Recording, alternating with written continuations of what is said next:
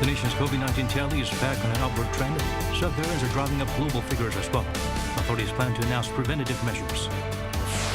President Yoon visits a memorial altar set up at the Japanese Culture Center in Seoul for Shinzo Abe, the former PM who was assassinated last week. The Trade Ministry briefed the president on its plans. They involve restructuring the country's source of energy and expanding nuclear exports.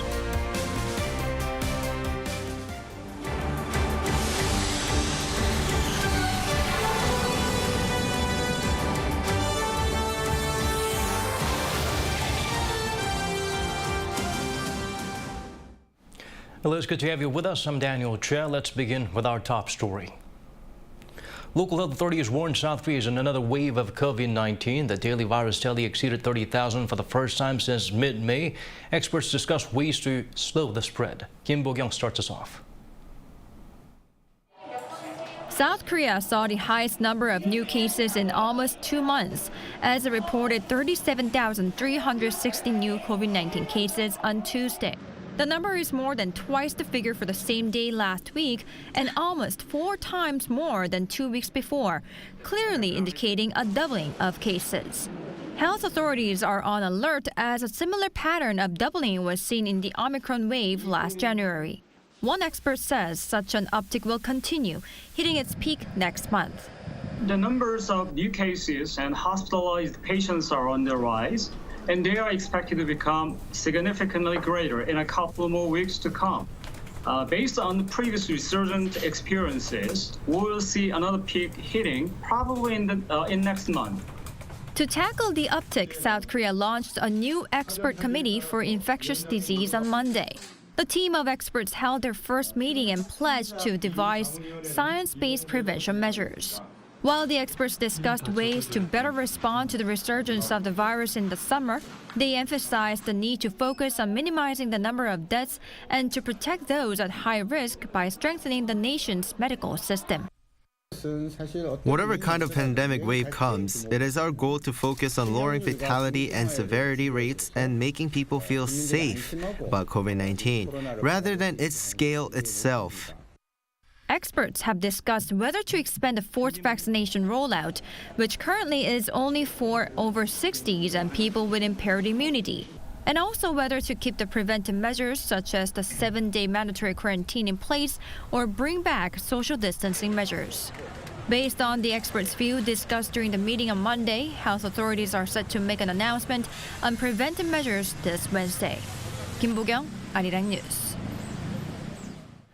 Many other countries are seeing a spike in infection driven by subvariants that are more contagious than the original. A strain in India seems to be able to get around immunity from vaccines and prior infection. Kim Yo-sun brings the updates. As COVID-19 plagues countries throughout the world, the Asian gambling center Macau is no exception. Local authorities on Monday decided to shut all the city's casinos for the first time in over 2 years, as around 1,500 people have tested positive for COVID-19 in the past 3 weeks. Over 30 casinos, as well as other non-essential businesses, were shut for 1 week, while residents were ordered to stay at home, aside from making short trips for essential services. The world continues to witness growing numbers of COVID-19 cases amid the recent emergence of the new Omicron BA.5 variant. The BA.5 variant has already been identified across 83 countries. The variant has now also become the most dominant strain in the U.S., leading to more people contracting the virus multiple times in relatively quick succession. The WHO has issued a warning over a subvariant that is known to have a stronger transmission power. In Europe and America, BA4 and BA5 are driving waves. In countries like India, a new sublineage of BA2.75 has also been detected, which we're following. Scientists say the latest variant may be able to spread rapidly and get around immunity from vaccines and previous infection. The strain has been spotted in several distant states across India and appears to be spreading faster than other variants there. It's also been detected in about 10 other countries, including Australia, Germany, and Canada. Amid the latest resurgence, experts say vaccines and booster shots are the best defense against severe COVID-19. Kim Yo-sun, Arirang News. The European Centre for Disease Prevention and Control, along with the European Medicines Agency, issued a recommendation for second booster shots. They apply to people between the ages of 60 and 79, as well as those who are medically vulnerable. After getting EU Health Agency approval, Italy will administer the second dose for people over 60. France already announced plans to lower the age for people available for the second booster. Earlier in April, EU health agencies recommended a second booster for people aged 80 and above. President Yoon visited a memorial altar set up at the Japanese Cultural Center in Seoul for Shinzo Abe. The former Prime Minister of Japan was assassinated last week.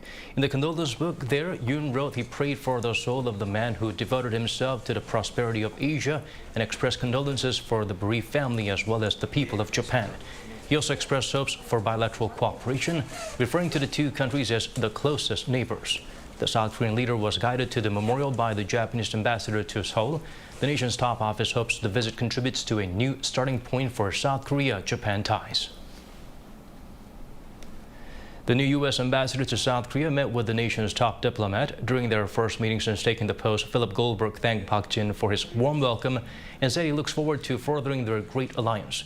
The official vowed to work with the South Korean government to strengthen their global strategic partnership and upgrade to the alliance. Seoul's foreign minister said he was glad to have Goldberg as the new ambassador and expressed hopes the official works to further strengthen bilateral ties. Earlier in the day, Goldberg submitted his credentials to the foreign ministry, a formal process signaling the start of his new role.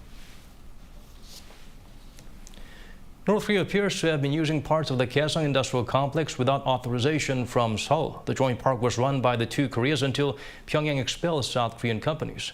An official at the Unification Ministry told reporters that piles of goods have been seen at the site along with vehicles.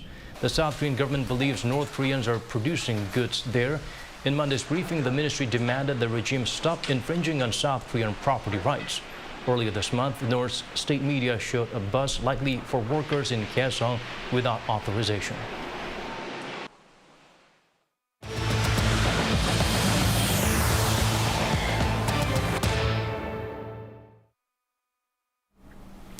South Korean government ministries are making their maiden progress reports to the president. The Ministry of Trade, Industry and Energy covered its plans for nuclear power, investing in future industries and strategies for trade.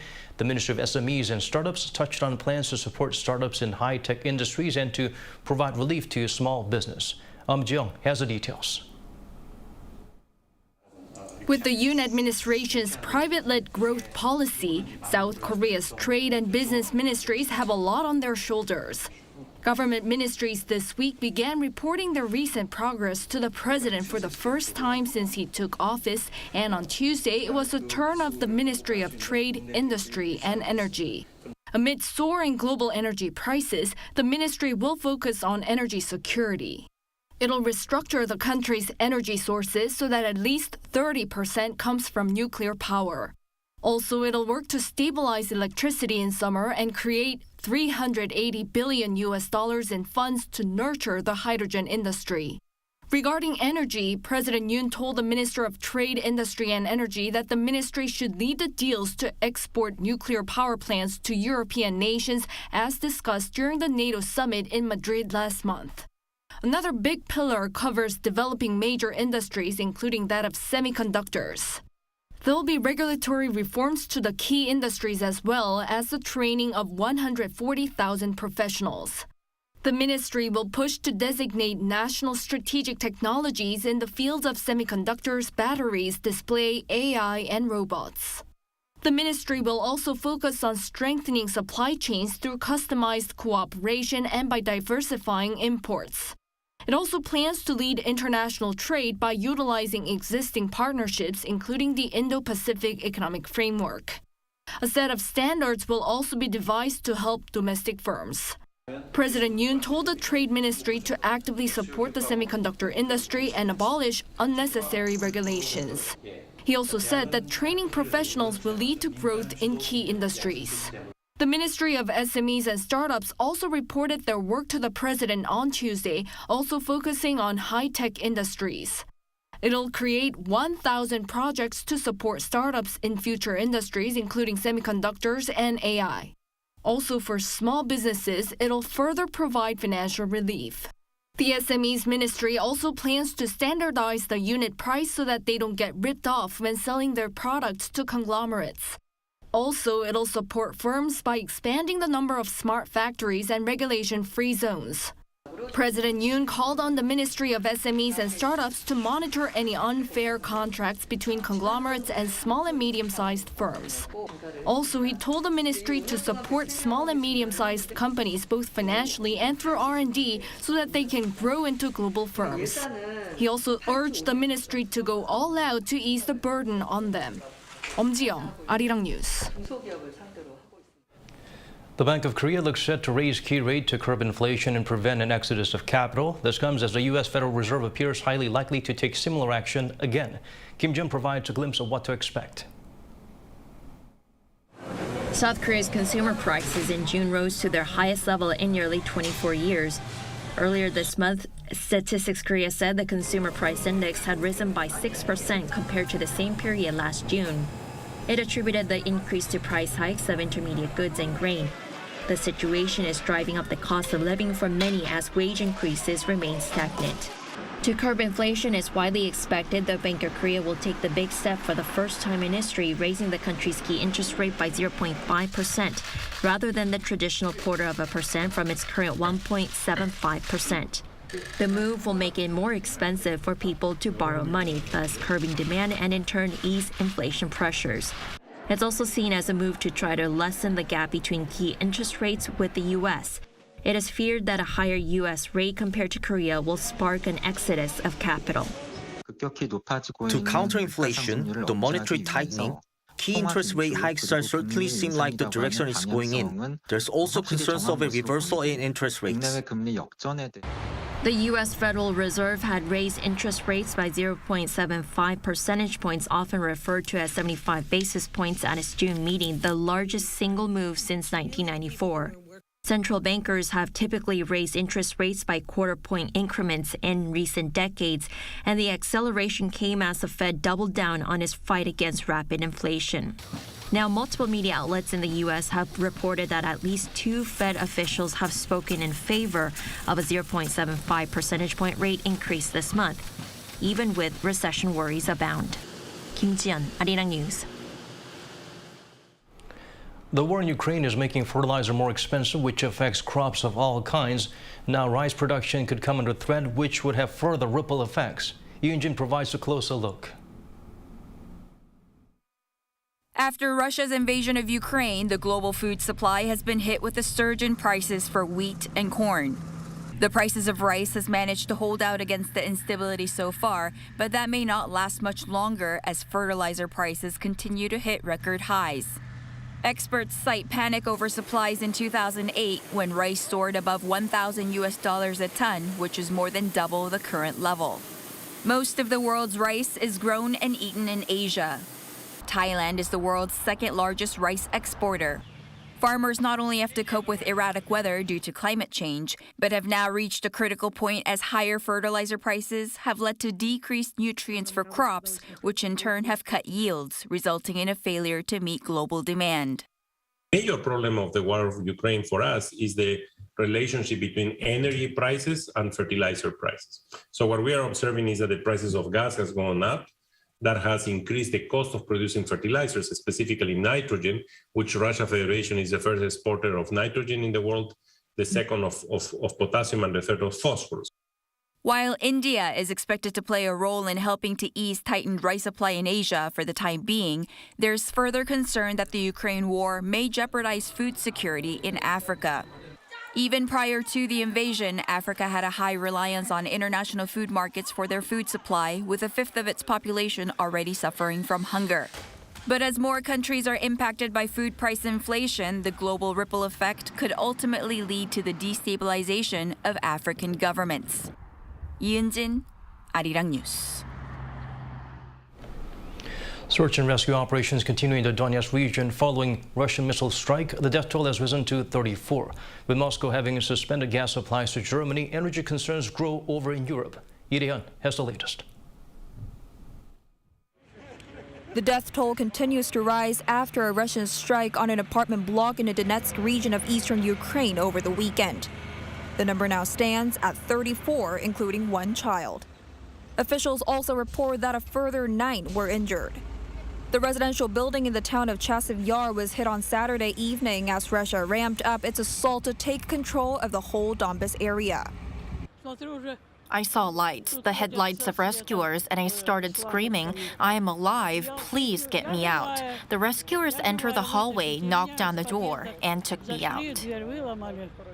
Ukrainian President Volodymyr Zelensky said on Monday that heavy shelling continued in other regions of Ukraine too. Kharkiv experienced new brutal attacks by the Russian army. Another rocket hit a residential building. One entrance was completely destroyed. In the morning, the occupiers shelled the Saltiv and Kyiv districts with rocket artillery. 5 people were killed. The Ukrainian military is also carrying out a series of attacks to recapture Russian-occupied regions. Explosions were seen in the southern part of Nova Kakhovka in the Kherson region on Monday, according to the Russian news agency TASS. Citing the head of the military civilian administration of Kakhovka district, the media reported that at least 6 people were killed due to the attack. Many people were still trapped under rubble or in their homes, with those injured being sent to a hospital. Meanwhile, gas supply concerns are deepening in European countries as Russia suspends deliveries to Germany via the Nord Stream 1 pipeline for 10 days due to annual summer maintenance. The planned maintenance has stoked fears that Russia could lengthen the work and further delay gas supplies to Germany. In line with this, Ukrainian President Volodymyr Zelensky warned that Europe should prepare for its gas supply from Russia to be cut off as its armed forces try to repel Russian attacks to the northeast and east of the country. Lee Hyun, Arirang News. Shifting our focus back to South Korea now, rival parties aim to reach a compromise by this week on committee leadership posts. The issue has put a brake on the National Assembly's function. In Tuesday's meeting chaired by the Assembly Speaker, the floor leaders of the ruling and main opposition blocs agreed to get parliaments operating normally again by Sunday. Lawmakers have a lot to deal with, including inflation. The negotiations will focus on the Judiciary Committee, which functions like an upper house as it has the power to send bills for a final vote. So far, the DP is willing to give up to the Judiciary Committee in exchange for control of the committee that will set up a new investigative agency that will take over some powers from the prosecution. The PPP had opposed that law in the first place and insists that the parties should be represented equally. Some changes to the rules on the road to protect pedestrians. Drivers will have to come to a full stop before making a right on red. They'll also have to halt at crosswalks even if there's no traffic light. Choi Min-jung sheds light on the new regulations. Police officers are out on the streets, making people aware of new traffic rules. The new regulations come into place from Tuesday to better protect pedestrians. One of the biggest changes is at intersections. All vehicles now must stop completely before making a turn to the right when there are pedestrians crossing the crosswalk. When the traffic light ahead is red, drivers must stop even just for a brief moment. They may then slowly turn right if there are no pedestrians crossing the crosswalk. And if there is an accident, drivers will be held responsible for driving while the traffic light is on red. What if the traffic light ahead is green? If there are no pedestrians on the crosswalk, drivers will not be required to stop and they may turn right at a slow speed. However, if there are pedestrians, again, drivers must stop. Simply put, when there are pedestrians crossing or even getting ready to cross the crosswalk, all vehicles must stop completely until the wheels don't move. Drivers who do not comply by the rules have to pay 60,000 won or around $46. Another major change has been made in school zones. When driving in child protection zones near schools, vehicles must stop at crosswalks even if there are no traffic lights. Drivers must also come to a complete stop even if there's nobody at the crosswalk. It's not about enforcing stricter laws, but more about raising awareness. Many countries, such as those in Europe, already have a driving culture focused on pedestrians. With the newly imposed rules, South Korea can also shift its focus away from drivers and more toward pedestrians. Last year in South Korea, 1 in 3 car accident deaths involved pedestrians. This is more than 50% higher than the OECD average. As the figure suggests, there is still much to be done to keep pedestrians safe, but these new regulations could be a step in the right direction. Choi Min-jung, Arirang News. Moving on to other stories now, the Presidential Security Service launched a special task force aimed at adopting the latest tech like AI, robots, and 5G. 24 members reportedly joined, 13 Presidential Security Service, 11 experts from corporations like Samsung Electronics and Naver Labs. The Security Service aims to use robot dogs and drones for security operations in Yongsan Park this September. Various tech advancements help provide greater convenience, of course, but that's not always the case for seniors and people with disabilities. To cater to their needs, Seoul City is providing easier kiosks and digital training sessions. Song Yoo-jin tells us more. These days, you can easily buy food, drinks, and movie tickets without having to speak to another person. This is all thanks to unmanned kiosks. But for some groups, such as seniors and the disabled, these kiosks can be more of a burden. The small letters on the screen are hard to read, and a wrong touch could mean starting all over again. This can be stressful, especially if other people are waiting. And it can even make them feel more socially isolated. It takes a lot of time for you to place an order if you're not used to using kiosks. This puts you in a tough spot, especially when there are people lined up behind you. Some people just give up in the end. And to help these groups out, Seoul City is taking action. The city government, in cooperation with private companies and disability organizations, is developing a kiosk that's easy for seniors and the disabled to use. It'll be ready for use by the end of this year. The city has also appointed 100 digital guides who will show people how to use kiosks and smartphones. They will go into action from July 25th after 2 weeks of training. Seoul City is also going to run a campaign that encourages people to understand and wait for those who are unfamiliar with kiosks. And to help more citizens become better at using kiosks, a one-day training program where trainees learn the instructions and apply what they've learned will start from July. Song Yoo-jin, Arirang News. NASA has revealed the deepest view of the universe ever captured after it released an image taken using the revolutionary James Webb Space Telescope. The picture was unveiled during a White House ceremony on Monday that was attended by President Joe Biden and officials from NASA. The photo depicts the ancient galaxy cluster SMACS 0723 as it appeared 4.6 billion years ago, as well as star clusters that have never been seen before. This is one of the 5 full-color images taken by the Webb telescope after it was sent into orbit last December, some 1 million miles from Earth. The remaining 4 will be unveiled during a live NASA TV broadcast on Tuesday. On one of those lit portions.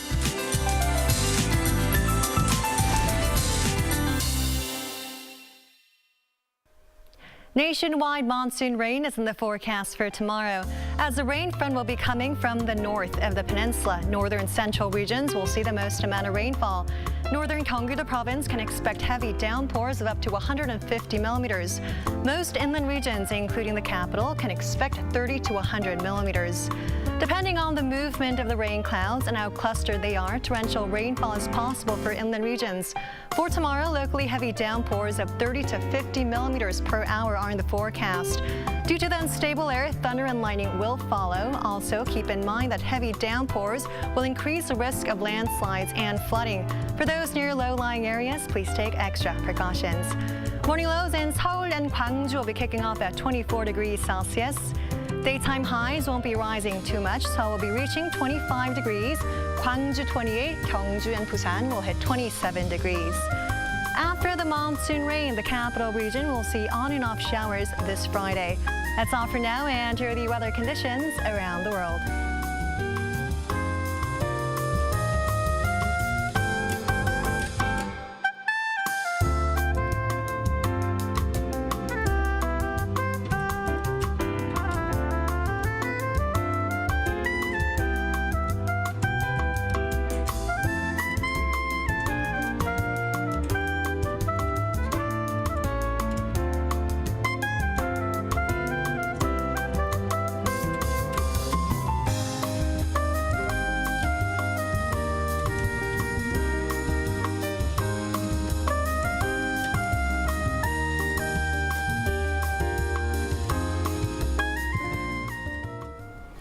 That's all from us. As always, thank you for watching.